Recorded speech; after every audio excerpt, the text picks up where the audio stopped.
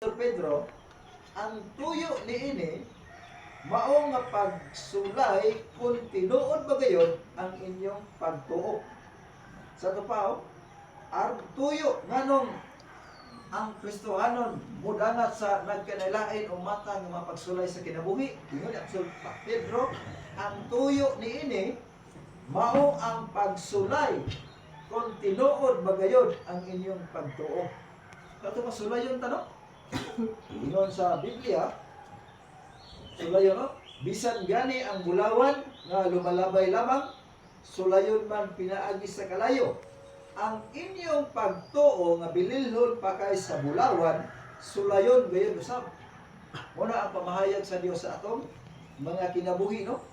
Usahay sa kinabuhi Kristohanon, dili na usahay kung nato masabtan ang atong kinabuhi. Muna nga daghang mga problema, daghang mga pagsulay nga miabot sa atong kinabuhi. Muna giingon ni Apostol Pedro maigsoon dinhi sa unang Pedro kapitulo 4 bersikulo 12. Unsay gisulti sa alagad sa Dios nga si apostol nga si Pedro, mga minahal kong igsoon, ayaw kamo kahibulon